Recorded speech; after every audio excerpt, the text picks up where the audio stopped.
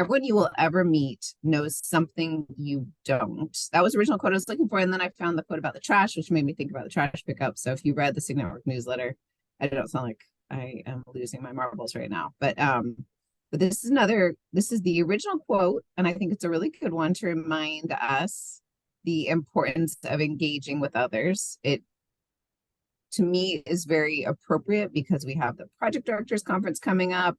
We have the SPDIG National Meeting in October. We will actually be seeing each other face to face. So with that in mind, what's something you've learned from a SIG Network colleague? And if you are new, you haven't had a lot of time to make this happen yet, but what's something you've learned from a SIG Network colleague?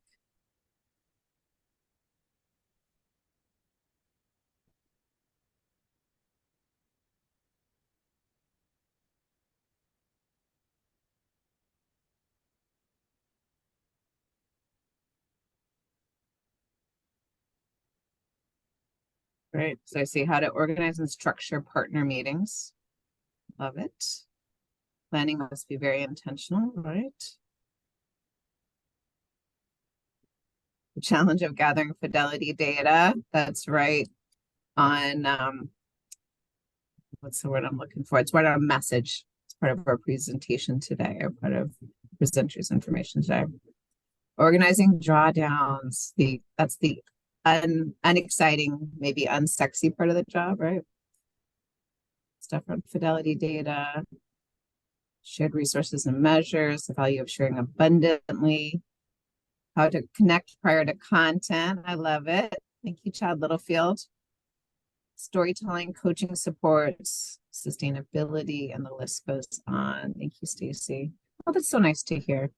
And I'm sorry if my image looks strange. I'm actually on vacation, so you know how it is when you're broadcasting from a new place. All right. So, like I said, I'm so glad everyone's here, and I'm so happy that we have really special guests today. Some of you may remember that we had well, actually, they never presented to us, but we had a report last year from Denver University. We had a new set of doctoral students this year work with us. And so we're going to be hearing from them later what they found. They created a report, but they're going to pull out some of the most important aspects of the report and give that to you today. So that'll be the actual content, but we were just connecting before that content, right, Stacy? I'm going to talk about the SIG Network news and events. I'm going to talk about the Project Directors and Leadership Conference. We're going to make sure we have everyone's lunch order for Project Directors program area meeting. Talk about SPDIG National Meeting just a little bit, and then grantee satisfaction survey. We got the results of that, so I'm going to show you the results. All right, so the Project Directors Conference, hopefully everyone knows by now. I did have someone who asked about lodging recently, and lodging is challenging at this point. So if you have trouble, we might have a few tips for you. Do let me know. And then, of course, the SPDIG National Meeting is October 17th, 18th, and I talked about the newsletter, June's newsletter. So for the Project Directors Conference, Kelsey is going to slip the link to the survey in. If you've already taken the survey that asks you about attending the program area meeting at the OSIP conference and about your lunch order, you don't need to take it again. If you have not taken it, please do so. We need to know if you're going to be there so that SIG Network can buy your lunch, since we're working from 11:45 to 1:45 on the 25th, and we want to make sure no one goes hungry. I take eating lunch very seriously. All right. So we've got the survey in the chat. I'll go ahead and take a minute for folks to be able to find that. And while you're doing that, I'm going to open up the newsletter for June.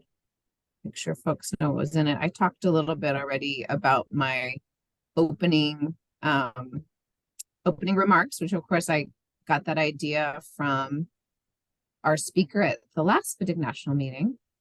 Why am I not thinking of her name right now? It'll come to me.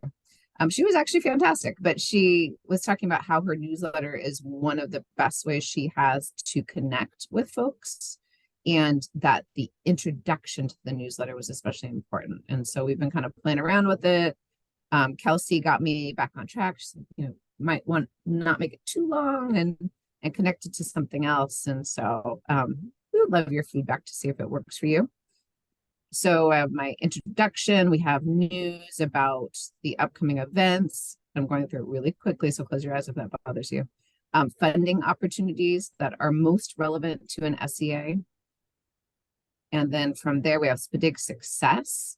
So at this point, we have Louisiana's SPDIG and the difference that they made with curriculum implementation around science of reading. And then improving professional learning is a segment we always have. And we talked about Georgia's retention efforts and how they're having a real effect. I know teacher retention is top of mind for folks.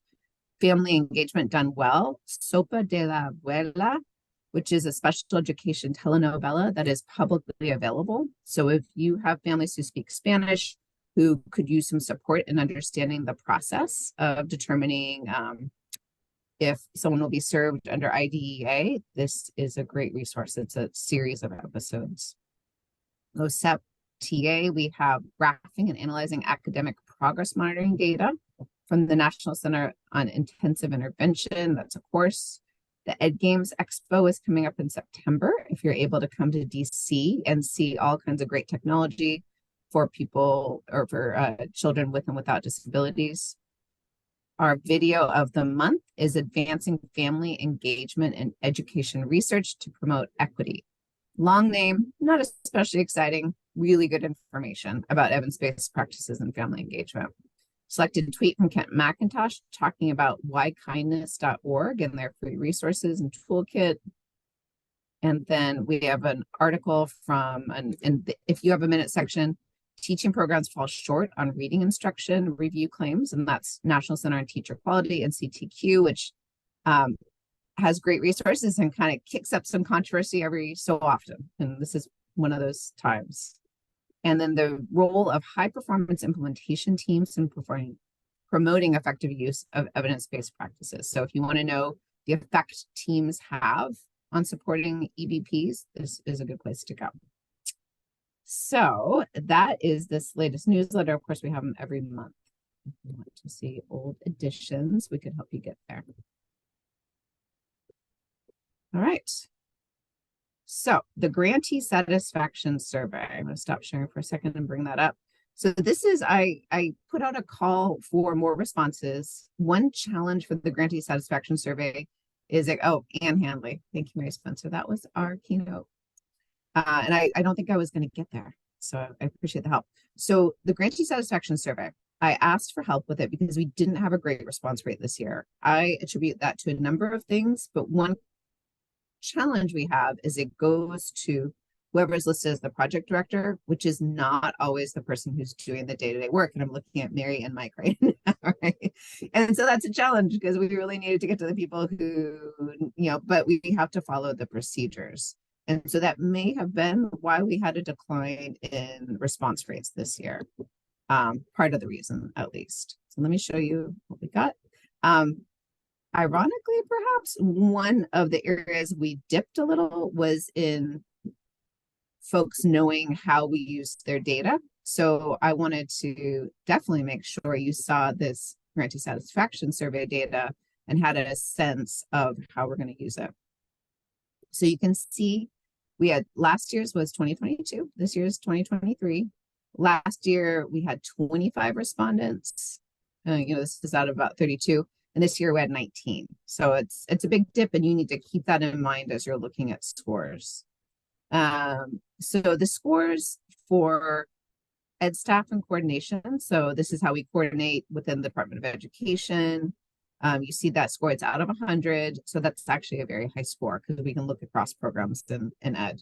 So we got high scores on that and our knowledge of relevant policy, how responsive we are to your questions, how professional we are, our legal guidance and responses that dipped a little bit. So that's something that we should look at.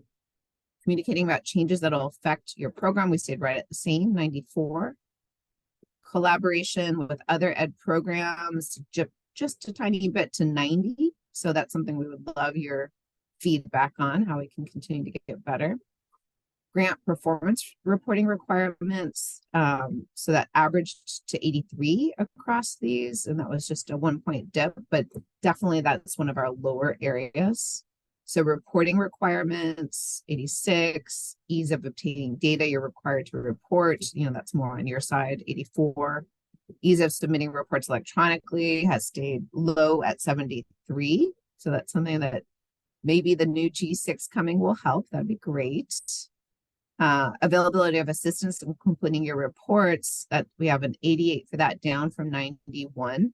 So we want to make sure we're available to you. And so please, your project officer would be the first line of support, and then definitely myself, sometimes SIG Network, depending on what the request is. Usefulness of data to help you improve your grant program project. I think this is an area we need to focus on this year, is because it's come to my attention quite a bit. You collect data for us. We want to make sure it's always useful. I don't ever like data as just a requirement. It needs to be something that drives your work forward. So let's continue to think about how we can make that shift for those it's not working for. And here again is that understanding of how Ed uses your data, something we need to improve. Technical assistance is a high area. And again, looking across the department, we got high marks, and it went up just a bit from last year. So TA services have been good. So enhancing staff skills needed for successful program management, that stayed the same at 88. So that could raise a bit. 92, using evidence-based practices in implementing program activities, went up a little bit. So we're doing well. As did creating opportunities to share best practices, which is great. That's what we're doing today. That's what we always do when we convene the community of practice or the director's webinar or the national meeting. And we're glad to see that people feel they're supported in that. Ed-funded TA provider helpfulness has dipped. And so that's something that would be great if you have specific feedback to let us know.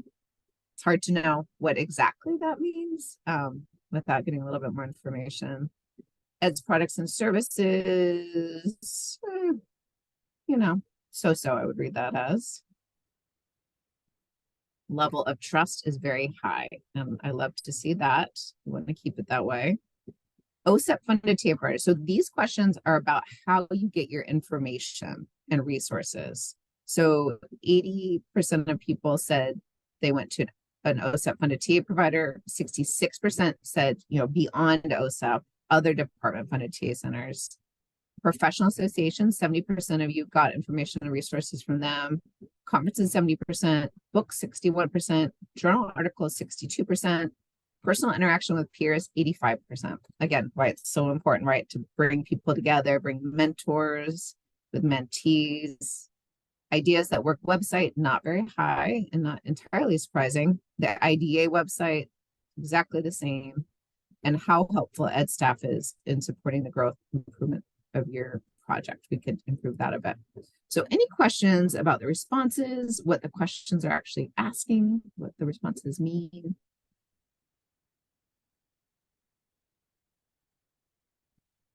And thank you to the 19 people who responded. And, it's really nice to see they responded to all of them. So, we appreciate that. It's easy sometimes to say, I don't have time.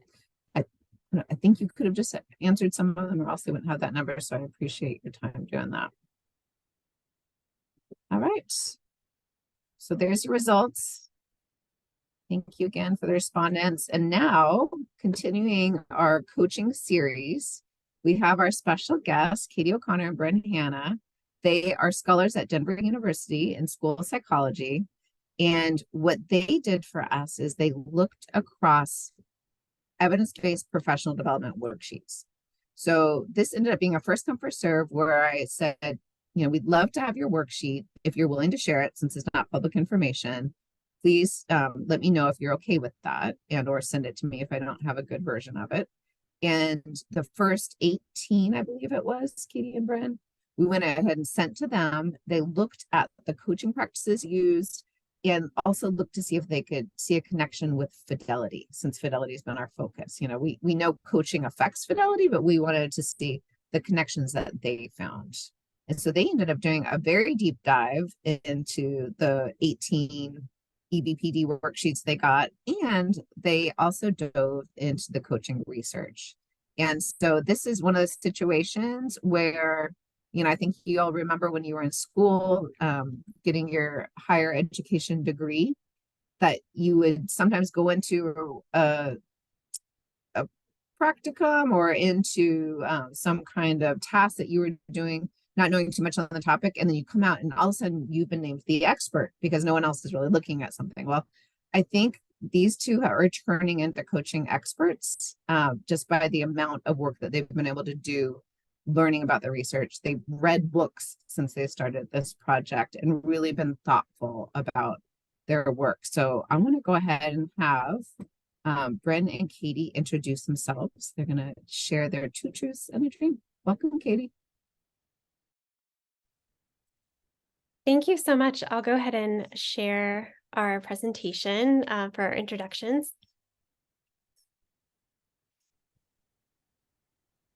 So just like Dr. Coffey had said, we're here to really talk about coaching best practices based on what we learned from looking at the SPDIG worksheets, and then also comparing that to what the best practices research shared with us. So we will do the 2 truths and a dream introduction. My name is Katie O'Connor, and before pursuing this doctoral degree in school psychology, I actually taught special education in the Bronx, New York. And that's the first time when I really realized that I had a passion for working with students with learning disabilities and students with behavior challenges. And interestingly, I also have dyslexia myself. So I think that like the reading, science of reading and the reading wars that Dr. Coffey was sort of alluding to in her review of the newsletter is so relevant and important, and something that has really guided my decision making in terms of what I was interested in pursuing for my career.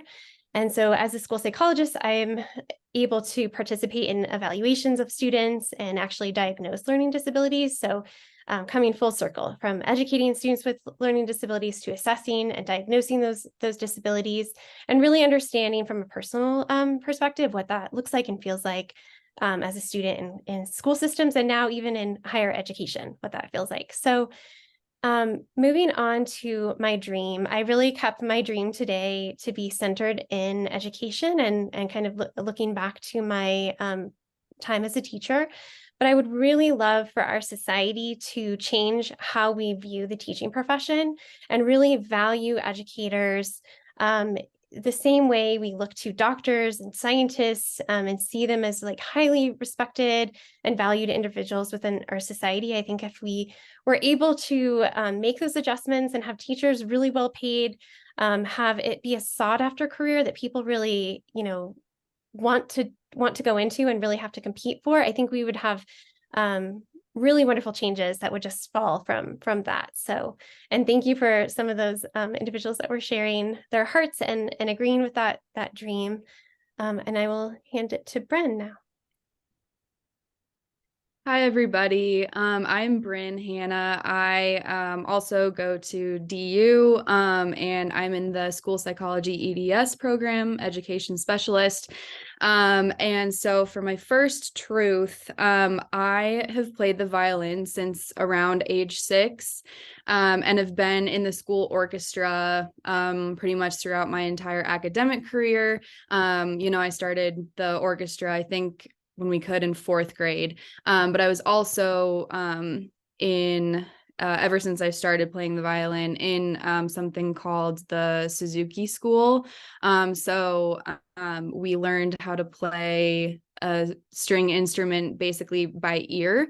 And there were like the Suzuki books, there are 10 of them. And so you listen to recordings and listen to, each other in whoever's in the Suzuki school and like the instructors, and basically learn how to play by ear.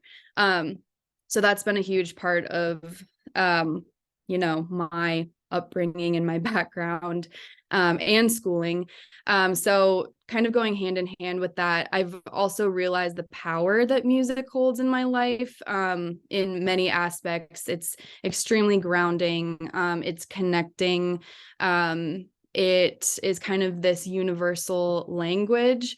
And I feel most connected to myself and others when I am playing my instrument, like in an orchestra or ensemble or whatever I'm doing. So with that, I plan to incorporate music into my professional practice as a school psychologist, even if it's just like a small degree. And, you know, whether it's like just doing a social emotional learning lesson or mindfulness or whatever it is. And then so for my dream, I would love for everybody to treat each other with basic kindness and respect, and to not let things like politics and sort of like superficial things infiltrate life, especially in education, because unfortunately, I can think of many things right off the top of my head right now, especially considering our political climate in this country, how that affects students, how it affects people working in schools. And I could go on and on about that, but that is my dream. So, yeah. Okay, so today, the theme of our presentation is really going to be looking at how systems, when they're really successful, actually lift up and value the individual. And so I think we have a unique perspective to bring since we are school-based practitioners. And so I want to just acknowledge that you all here today are the systems experts, and that Bryn and I are really coming from a space where we've been in actual school buildings. And so I want to really ground our presentation in that we're going to come here today and really talk about the individuals that we see and know in those individual school buildings. So and I really value your expertise as systems people. So throughout the presentation, I'm happy to field questions or hear comments from individuals, you know, that see something that we're talking about and maybe have a different lens or a different perspective. I'd love to hear your feedback on that. But really connecting our idea of coaching to what it's like to be an educator, what motivates people to go into education. And I would take a wild guess that many of you have actually participated as a teacher in the educational system, and now you've moved on to your roles now. But thinking back of why do people go into education? I think that one thing that I found in working as a school psychologist in schools, we do consultation with individual teachers, and consultation is not successful if we go in there and assume bad intentions from teachers. And I know from myself going through a teaching program that I really did see individuals coming into the field for really good reasons, and grounding, you know, ourselves today. And like, we're going to be talking about coaching today, which will improve teachers' skills, but remembering that like everyone came into the field really with good intentions. Going back to my dream, it's very difficult, the profession of teaching, and people know that. People know it's underpaid. People know it brings long hours. And so when you're coming in and wanting to be a teacher, I think you're doing it for a higher calling, because you want to make positive change in the world. You want to change how you know, how the education system works. Maybe education was something that had a big impact on your lives. So just remembering that. And so for our first engagement, I'm going to stop sharing my screen, and Kelsey will go ahead and bring up a poll, but we're going to do a word cloud. I want you all to think of all of the different skills, and you can enter as many as you want as fast as you can type, all the essential skills that effective educators have.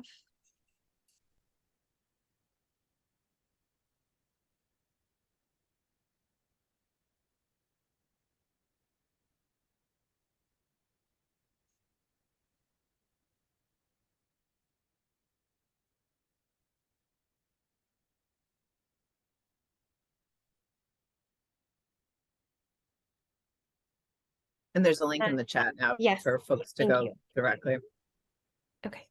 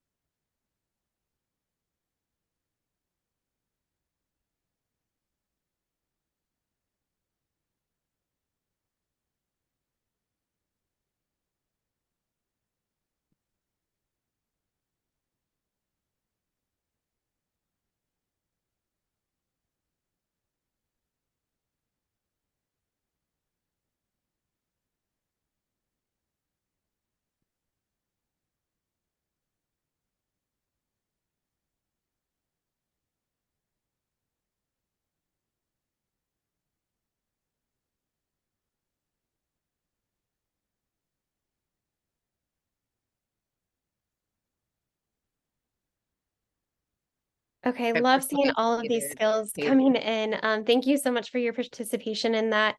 I think that one of the things that this word cloud really captures is the dynamic nature of the teaching profession and how many skills our effective educators really need to come into the classroom with.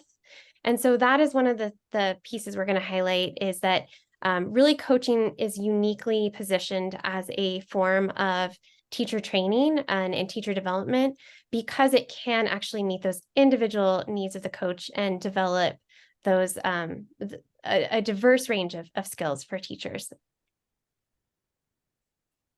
So Kelsey, I'll go ahead and reshare my presentation. Thanks.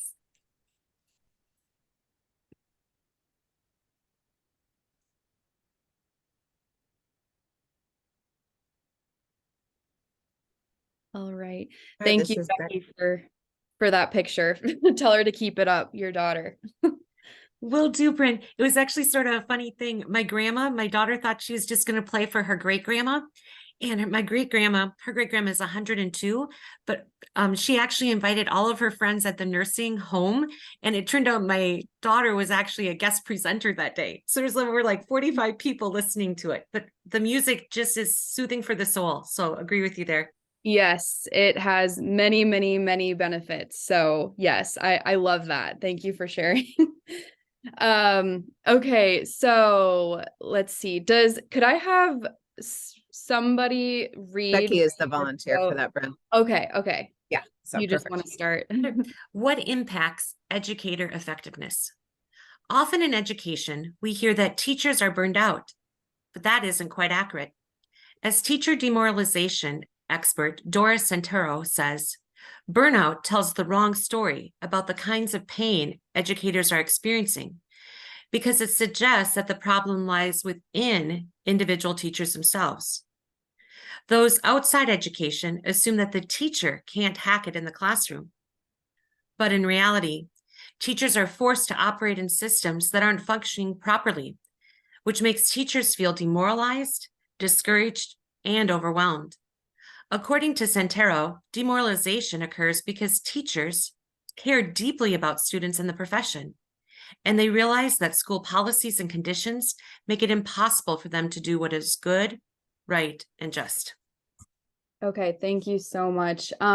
Yes, Katie and I really liked this because we just think that the word burnout puts the emphasis on the wrong thing. So basically, if you ask a variety of teachers why they chose to be a teacher and why they stay teaching, you'll most likely get a variety of different answers. And none of them will say, oh, I just love like feeling this quote unquote burnout. I love feeling demoralized. I mean, they might talk about it like a con that they experience with being a teacher. But just to kind of, we liked this because it's just a powerful reminder that, teachers choose to be teachers for, I forget what word you used, Katie, but there's a higher calling, I think is what you said. And we just really liked that because we thought that really illustrated why many teachers choose to be teachers. And so just to give a little bit of context, my high school orchestra teacher, he taught for nearly 45 years. He's since retired, but frequently like our class lessons, whatever we were working on, it led to him kind of discussing these cons of working in the education system. And he was very like honest with us, and we had kind of discussions as a class once in a while. But he explained how funding works. He was always really frustrated because we didn't have an actual classroom. It was like bigger than a closet, but it was like smaller than an actual sort of functional classroom that we should have had. Even though our orchestra was one of the biggest in the state. But when he kind of would talk about these things that he was frustrated about, he was really passionate when he spoke, and none of what he was saying had anything to do about like him not liking his job, because he loved his job. He always talked about that, but I've since realized that he really was getting at this demoralization piece.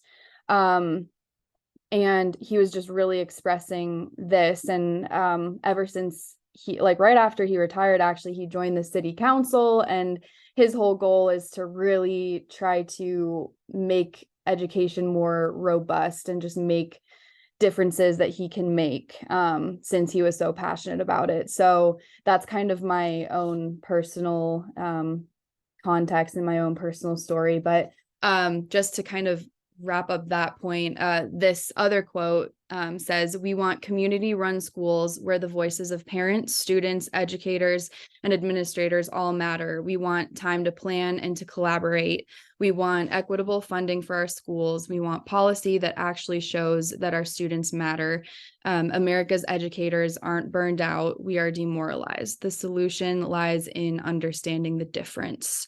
So, coaching can empower educators while developing effective skills necessary for the dynamic nature of the teaching profession. So we just wanted to really emphasize this point of demoralization and kind of make the distinction between that and burnout, which is the term we all, at least Katie and I, hear all the time. Yes, definitely. Okay, so we're going to be moving into looking at some coaching best practices based on the research, and the best practices and things that we've chosen to share really come from what we observed in the SPDIG worksheet. So hopefully you guys see where they align and why they're applicable. So first, giving a nod back to our theme of today's presentation about that systems are really designed to actually meet the needs of individuals. And we're looking here now at how coaching systems and cycles can really be used to develop highly skilled coaches, which can then empower and improve the effectiveness of the individual educator, who then impacts many individual students in terms of their success outcomes and improvements. So we're going to show you guys a series of infographics. So if you have questions about them, please let me know and I can explain them in further detail. But we were hopefully trying to visually capture the systems piece. So we definitely have noticed that there's a salient challenge in developing coaching systems, and a lot of that is looking at how to cultivate this highly skilled coach. And so that goes to the recruitment, the training, and support of individual coaches. And so we're going to dive deeper into looking at those pieces today, and really highlighting that individual coach is what matters. So just in the same way that you all, for your personnel development programs, and how we think of professional development as an umbrella term that encompasses both training and coaching, we're now going to zoom in specifically on coaching, and we're going to be using the term coaching program to really be that an umbrella term for the coaching system, which is a structured system, and the coaching cycles that are embedded within that.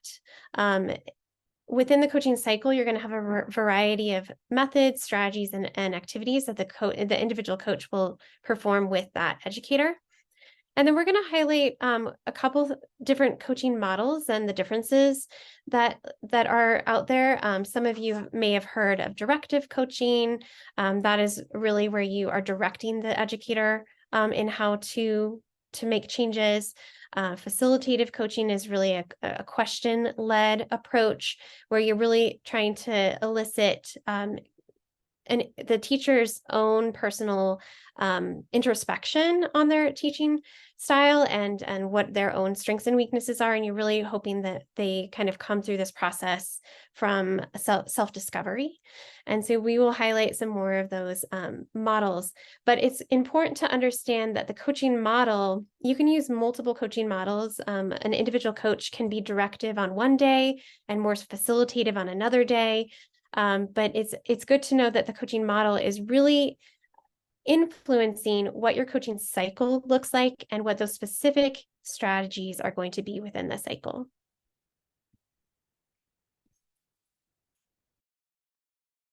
Okay, so we just wanted to bring up this food metaphor about scalability. So I'll just read really quickly. Scalability of instructional coaching programs is a core challenge in the same way that mass producing a family recipe would be if you decided to open a franchise system. Essentially, the public education sector runs into the quality versus quantity trade-off. So, regarding Katie, one of Katie's previous slides, if you have a highly skilled coach working with educators, it will, increase the effectiveness of the educators, which then improves student outcomes, which is basically what this is. It's what this is all about. So you can think of it also as like cutting a recipe in half or doubling a recipe, tripling a recipe, etc. So just being cognizant how each step within a coaching program or system, how each aspect of it can kind of affect other aspects. So knowing the strengths and weaknesses of your coaching system and being able to know how to effectively scale up or scale down, depending on what your methods are and what model you're using, just knowing these things can be really helpful. So just how each piece affects the others. I don't know if you want to add anything, Katie, but. Yeah, so it's really the difference between like that small batch cooking and then how do you scale it up, the quality versus quantity trade-off. So what we're going to try to tackle today is how do you scale up without losing the quality? And so we're going to dive a little bit closer. So we had seen what the coaching program encompasses, and now we're going to look at what is inside the coaching system. So that coaching system, you can think of it as the framework, the skeleton. It is the structured, in some ways rigid because it's very planful and organized.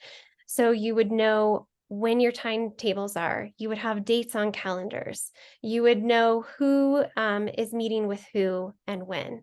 And so coaching systems are going to have some organizational structure to it that are really, really critical for the identification and hiring of teachers, for the ongoing training and support of those coaches.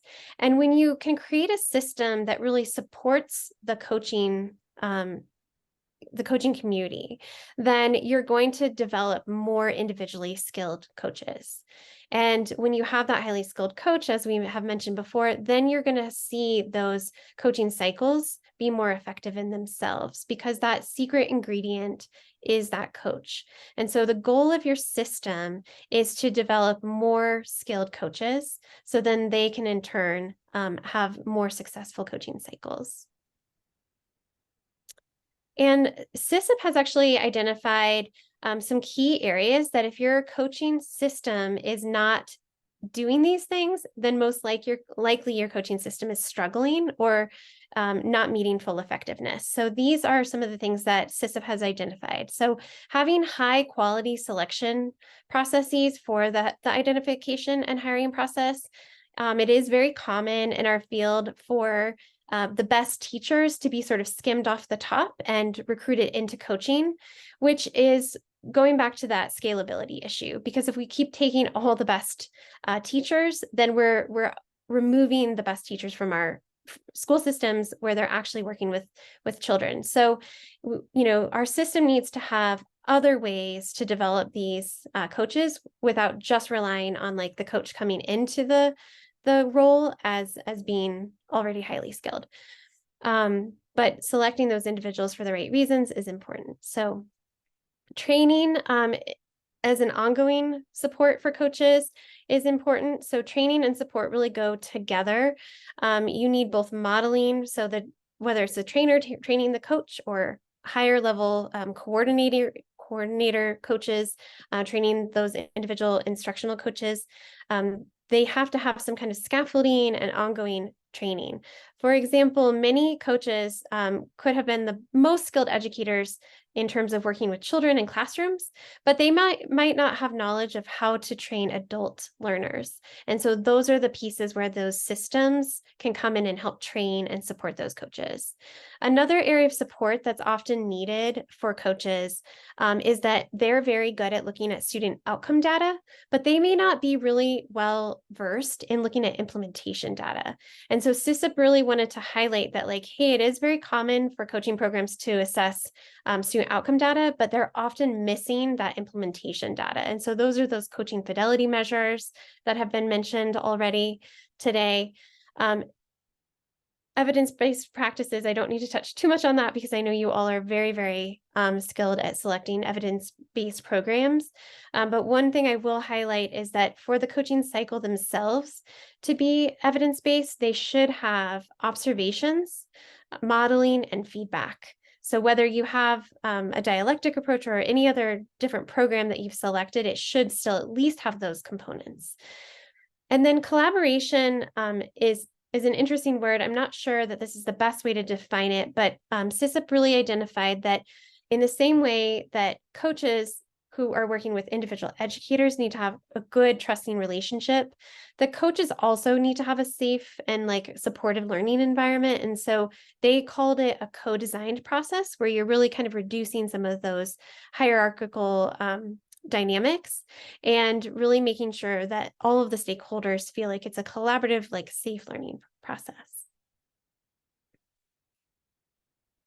And so for our next engagement piece, I'll And stop Katie, sharing do my. you want me to, sorry to interrupt you. Do you want me to share the Tanya Ilo slides now, or do you want me to wait on that? I think we'll do it right after this Okay. poll. Sounds good. Okay, so I will stop sharing my screen in just a moment so that you can engage in this poll, but the question is going to be which component of the coaching system, so again, the system is that structured, planful approach, has been the most challenging when scaling up.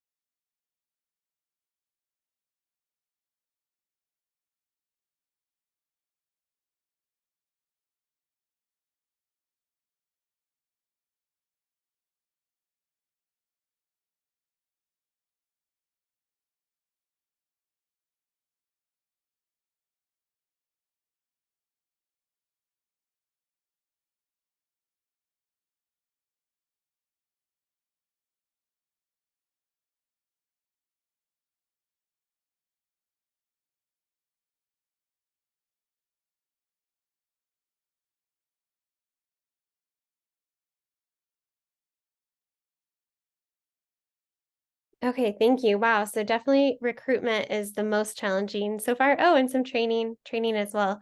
And Dr. Coffee, you can jump in whenever you're ready. Okay, great. Yeah, no, I'd love to see that again. Actually, I was getting the slideshow ready. So we've had a couple of different conversations prior to the presentation, and as Katie and Bryn started talking about what they're going to share, they talked about strategies. They talked about, one of the strategies being feedback, and we were talking about CSUP's work. It brought to mind Tanya Ilo, who's no longer with CSUP, and this is from a few years ago, but I just thought the information was not something I'd heard before and was really important.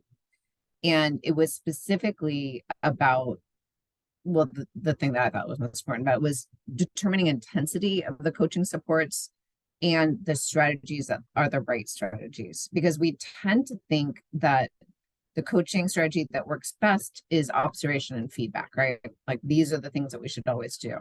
And what she said was there are some considerations. Sometimes that's the right thing, but there may be something else that is needed in order to move that educator to the next level of implementation. So it was dependent on newness of content and skill, the progress towards the goals, how they're going to apply the knowledge, use the skill, what the focus of coaching support is, If there is an implementation issue, do you actually have data to say why that might be? And then you could work from there. Do you have documentation of coaching supports provided what's worked in the past?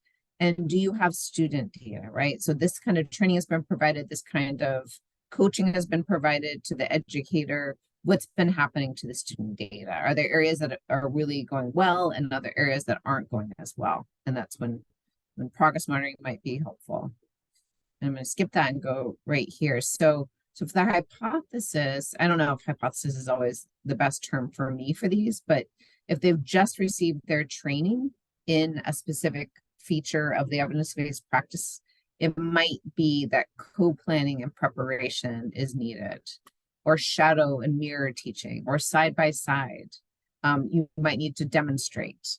And I know that some of these, especially the demonstration, that's one of the strategies the coaches are least likely to use. From the research we've seen so far, this is the one, folks don't always feel that comfortable demonstrating the use of the skill. I've been a coach, I've been there. And so that's something that you could work with your coaches and say, okay, folks have just received training on this. They might not just need observation and feedback. They may need you to actually work side by side or demonstrate. If they're unaware of the behavior, maybe there's something that they're not doing, something they are doing, they shouldn't be doing. Maybe you need a video. Maybe they can self-reflect using that video. If they need a new skill, maybe training and retraining comes in, right? Like maybe it's a just in time, and then there are some other options there.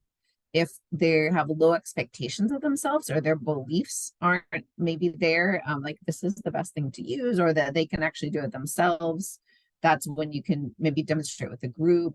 Again, there's videotape, side-by-side coaching, goal setting. So I just think this, and I'm going to try to cut this slideshow down a bit so I can share it. It's just too large to easily share with others right now. But I think these would be really good areas for us to continue to grow the coaching systems, to think about, these are the specific needs of the educators we work with and our teams. She does talk about teams support as well, that there's no one size fits all. And we're just kind of learning about coaching. And so that we tend to do that, here's exactly what we're going to do each time. And maybe it needs to be, maybe the intensity, maybe the strategies need to be matching the needs of the folks receiving coaching supports. Thanks for letting me throw that in there, Katie and Bren.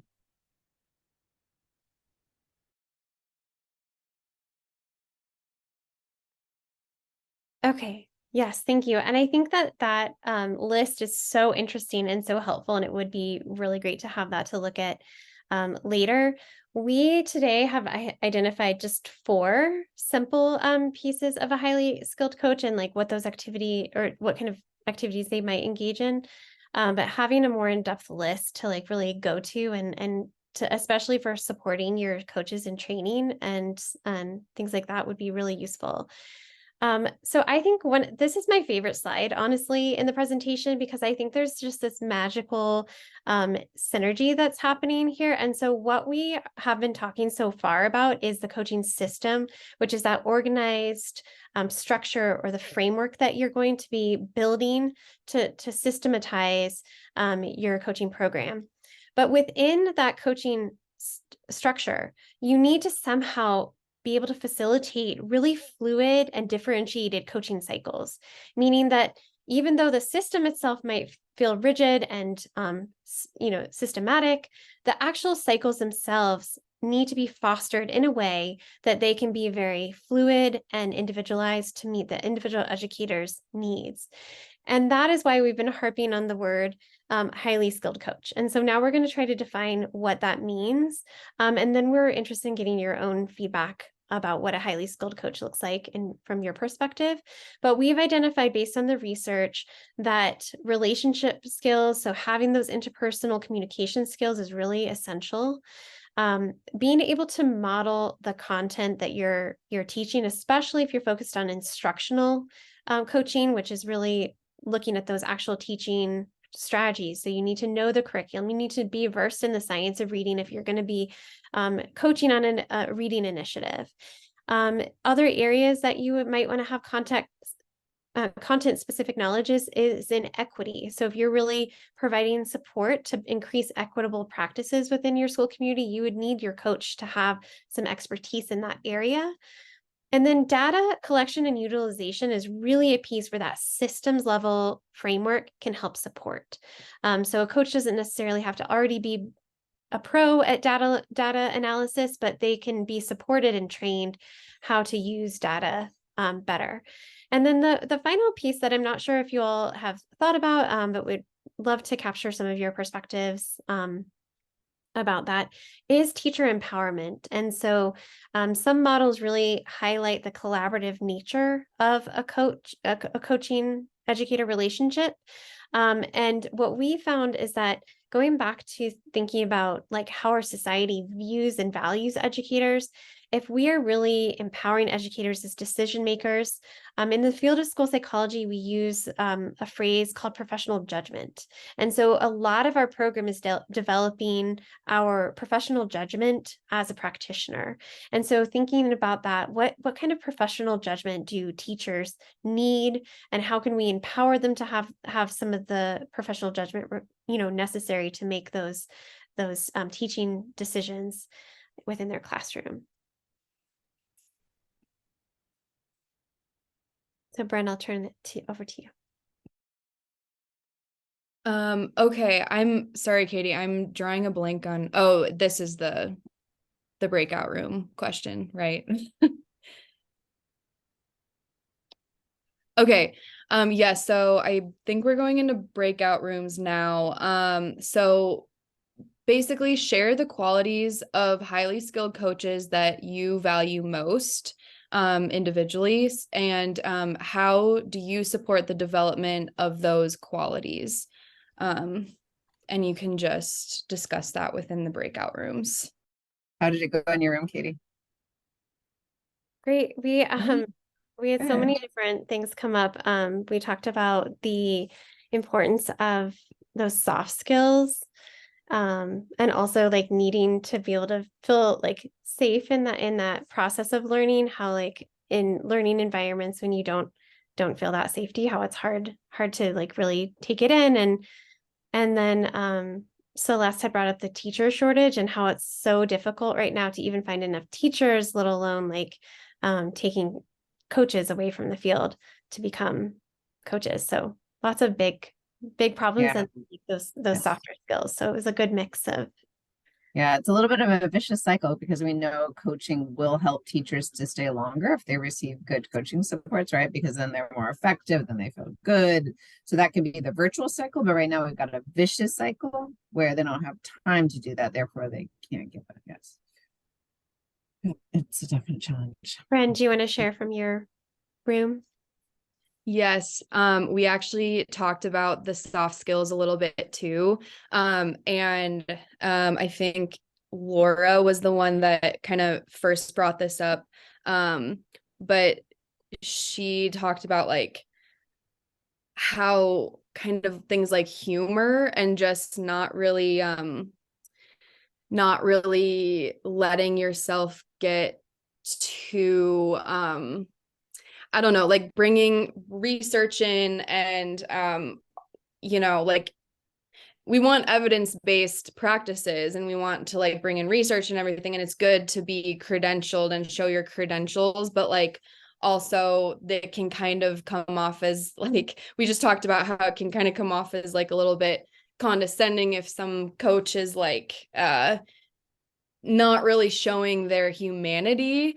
And I know you and I, Katie, as we were kind of putting this all together, that's kind of what we were getting at, is just kind of the soft skills and relationships. And there's some coaching methods and coaching models that tend to put more of an emphasis on this than others. So I think it's funny that both of our groups talked about that a little bit. Mm-hmm.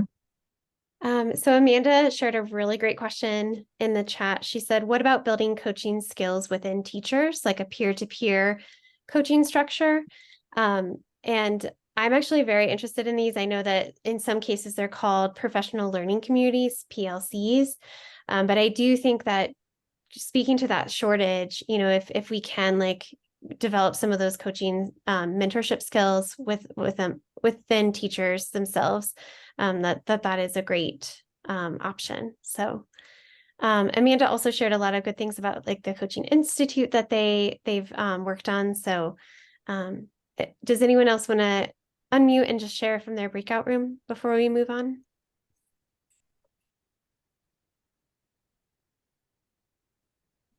I would just share that. Can you hear me? Mm-hmm. Our breakout room was in solid agreement that it's the relationship building that gets you to all of the other qualities, and gets a coachee to be open to the work you can do together. And then we discussed that it requires commitment and working with results in mind and remembering why you're there and what the intended outcome is to be.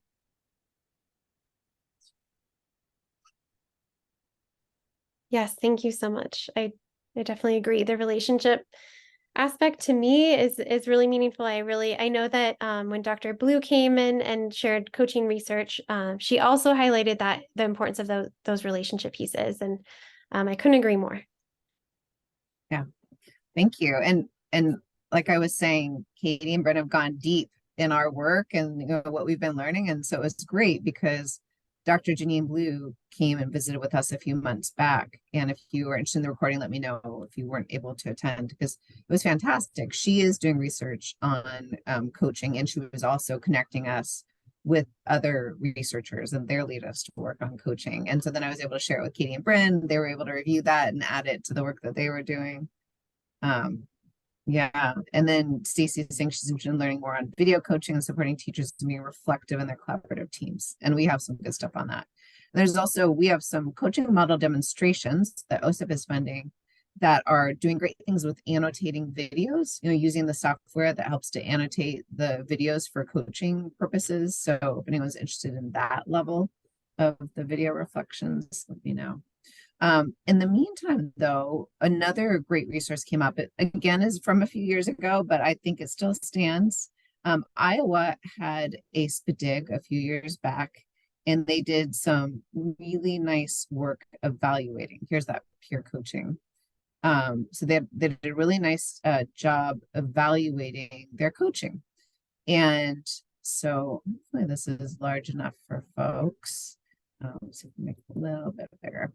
And so they have these spotlights that they did, I think they were quarterly. So they give the background of what they're supporting, and specifically this is a focus on specially designed instruction, which all kids with, you know, who are being served under IDEA should be receiving, right?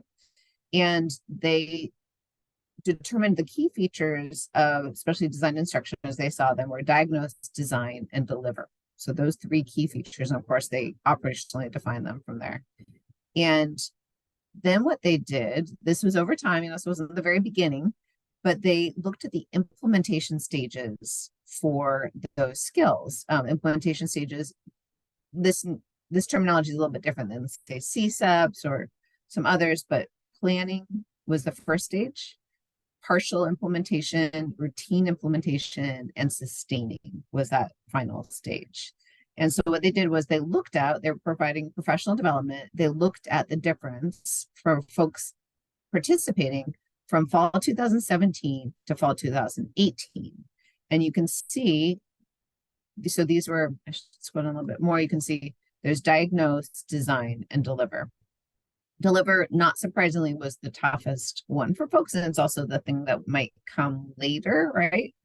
So you can see there's a biggest jump in diagnose into the routine area. Design, also pretty significant change, and then deliver also went from partial to routine in 1 year's time. And so they're being able to, they're saying, you know, we're providing this professional development. I'll show you exactly what they were providing in a moment, at least the coaching. And this is the difference it's making in terms of the implementation stages. So I think that's just a nifty, pretty simple way to explain to anyone what you're up to and why your work is important. And then here we get to see the different areas. So the three key features, especially design instruction, diagnose, design, and deliver, when they went from fall 2017 to fall 2018 in terms of the percentage of teachers at each implementation level. And they were using this fidelity implementation tool of SDI to compare that to. And so how much or what stage of implementation they were in. So you see the not at all implementation and diagnose went to 0%, planning went to 4%, partial went down 2%, but routine went up and sustaining went up. So that was 2017 to 2018. And you can see the same for design and deliver. Again, deliver, they know, is their toughest area. So perhaps that's the one when you think about Tanya Ilo's work on coaching, that's the one that you think, okay, in the delivery area, maybe that's the demonstration. Maybe that's the side-by-side teaching because we're having a tougher time in this area. And then from there, this is in terms of changing. So again, if you're going to be talking about why your professional development makes a difference, do folks just need 2 years of support? Do they need 3 years? Do they need 4 years? They were able to show the difference in implementation for getting into that routine and sustaining implementation level. So those folks in 2017 that had 2 years of support were at 9.25.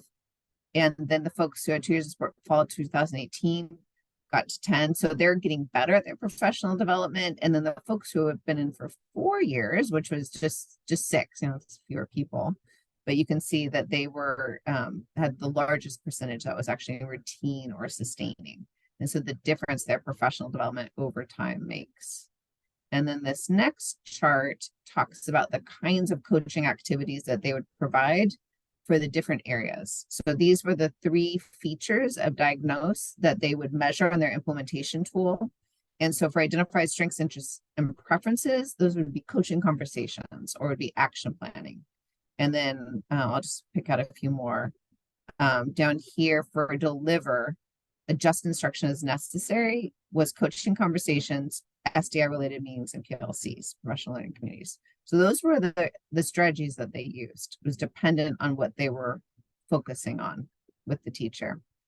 You can see this piece of data is about frequency of the coaching activity and percentage of teachers at routine and sustained levels. So for coaching conversations, if they had those every 2 months, for diagnose, 55% were routine or sustained, and deliver 47%. If they had it monthly, look at that jump. So it's about a 20% jump from if they went to monthly coaching in that area.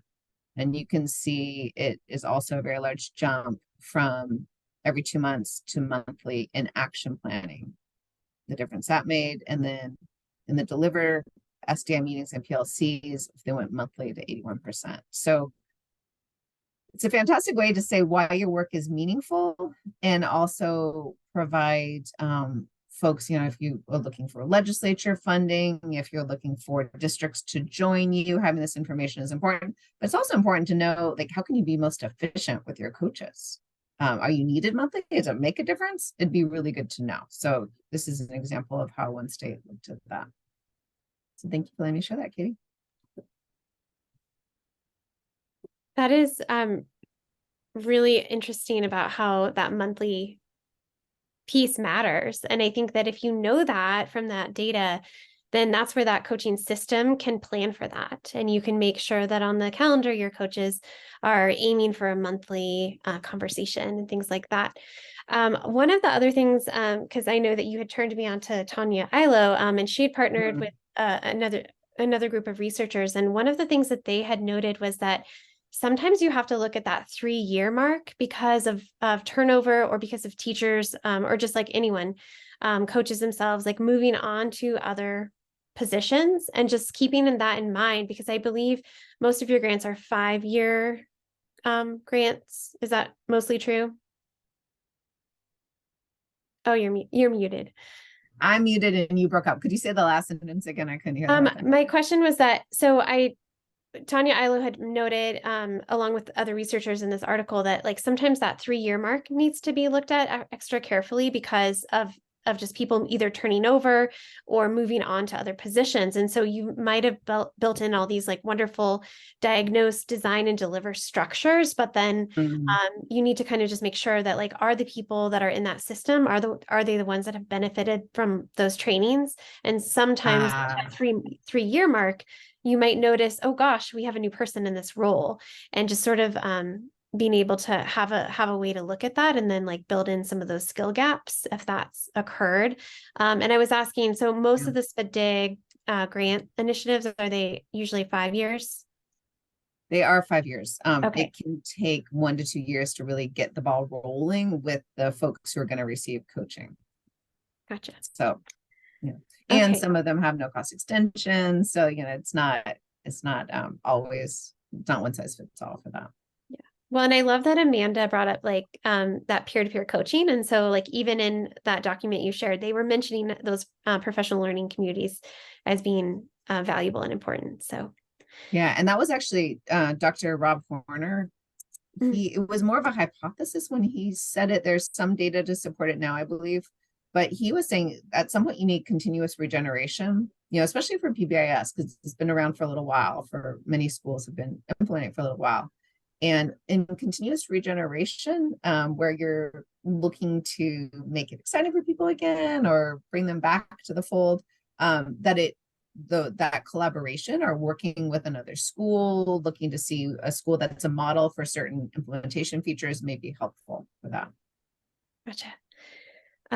Okay, so we're gonna just quickly touch on some of the different models and maybe some of the differences that you can see within the models.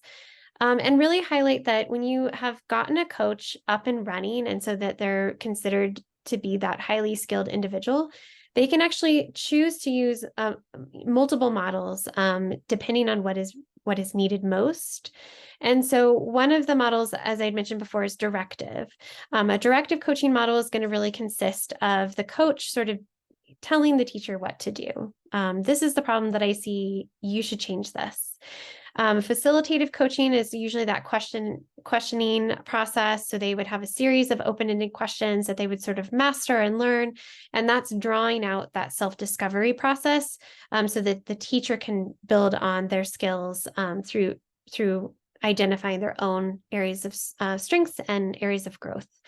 And then I know that we saw in some of the SPDIG worksheets that the impact cycle is used, and that is really considered a dialogical model because, as Jim Knight says, it's the meeting of the minds, so to speak. And so what that means is like it's a very collaborative, conversational process.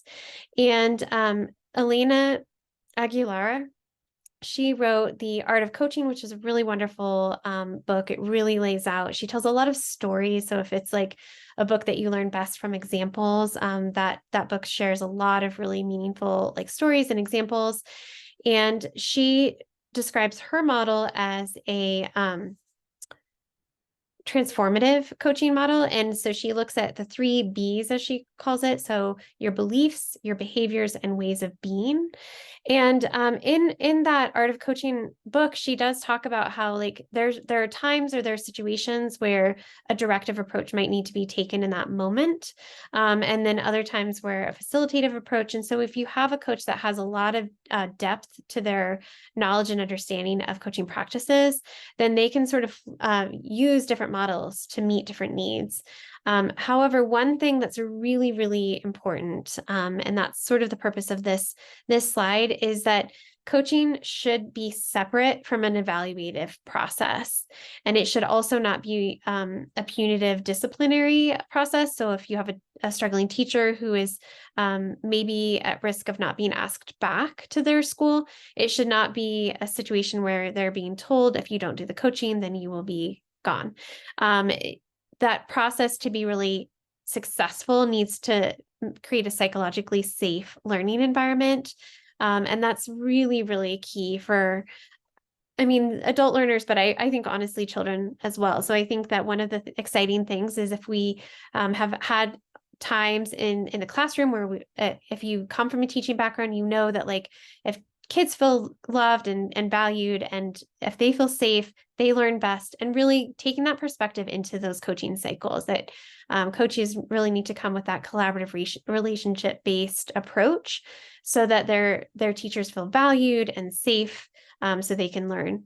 One of the things that Elena Aguilar had noted is if you don't do that, then what you might be getting is sort of this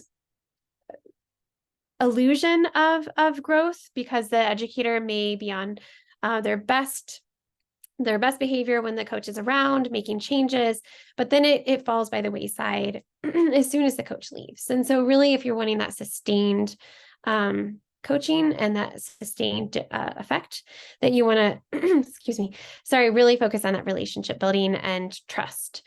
And so the strategies, as we have noted, can really vary. But making sure that there's observations nowadays, and this was propelled by COVID, certainly, but like having video observations is really, really essential, because then the educator themselves can rewatch their video and learn from just watching their own video. And so having observation videos versus in-person observations has been found to be really, really effective and useful. And then another thing that's been found with those virtual platforms, which we will actually see an example of here, is the virtual coaching platform, which is often some kind of web-based portal where educators can upload those observation videos. Those kind of systems are really helpful, because you can also put other resources for the coaches to use. And one of the articles that we had read talked about how sometimes the coaches themselves, and this is where the training and support for those coaches comes into play, is that sometimes the coaches themselves don't really know how to identify like high quality teaching practices. And so you can upload exemplar videos where they're really showing mastery in that skill set. And then the coaches can really use those exemplar videos to kind of compare and contrast what they're seeing out in the field and provide more specific direct feedback on like improving those skills. And so those virtual platforms, if you're not utilizing them, can be very beneficial and are worth looking into for your coaches. So I'm going to walk through two different cycles, and really the big takeaway is I want these two slides to be a really reflective process for you all, so that in your states and your initiatives that you're working on, thinking about, do you have strengths in those system pieces? Are your coaching cycles really well? Are they working really well? Because the research also has shown that coaching cycles are key, but also variable. And so how to get more consistency across cycles is really, really important, and reducing the variability. And that can be done by finding out what your individual coaches need and how to support them so that they are also growing in their skill set and practices. And those cycles will become more and more consistent, because they may struggle with those soft skills, those interpersonal skills. They may really not know how to translate their knowledge of content to an adult learner. And so just sort of identifying what the coach needs themselves. So this example of a coaching cycle was actually captured from the SPDIG worksheet. And this state had chosen to hire a consulting agency to come in and really support their coaching. And it was really obvious reading through their worksheet how strong their coaching system was. And you saw so much structure. You saw the planning, you saw who was training who was supporting who, how often those meetings were occurring. And so it was really robust in that way. And then if we look specifically at their coaching cycle, we can see a lot of structure within this cycle. And I think the one thing that's not captured, and this is an open question that I had, was that how much of the relationship building and how many of those soft skills is this coaching cycle supporting? And I'm not sure. I see a lot of structure, and so there's a lot of self-reflection and feedback that the coach is providing. But do these coaches that are running these cycles feel like they have the autonomy to really adjust things for their individual situations and to meet those individual teachers' needs?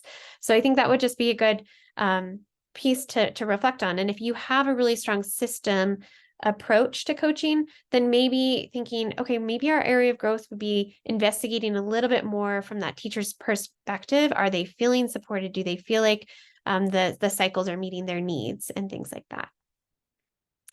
And we also saw the impact cycle across several states, and they have identified 3 different stages for their cycle, an identify, learn, and improve stage. Now, what's unique about this cycle is that they really, really depend on the skills of the coach. And so you can see that there are fidelity checklists that should be collected throughout this process. But these checklists are really an open format. So they give you, the impact cycle outlines what a good checklist includes, but they don't give you the exact items on the checklist. So they're really relying on that coach to come to that, cycle and be able to identify what those checklist items should be and how to also moving on to the improvement stage, how to progress monitor, what data to look at, and then how to make adjustments. So one of the strengths of this model is that there is so much flexibility, but I would venture to guess that you are going to see a lot of variability as well, because it really depends on that coach's ability to progress monitor effectively with that teacher and then identify, are we reaching that goal? Are we on track to reach that goal? Or do we need to invent an improvement? Or do we need to switch the goal and maybe aim for something different? Something else may have arisen during that cycle. And so this cycle really has the strength in that autonomy. But if you have the impact cycle in your state, you may really want to look at how to build that system, the framework around these cycles. Yeah. So Katie and Bryn, it looks like we're right at time, and I want to give folks an opportunity to applaud a fantastic presentation and just really thoughtful what you came up with as a result of looking at a section of folks' evidence-based professional development worksheets and connecting that to the research.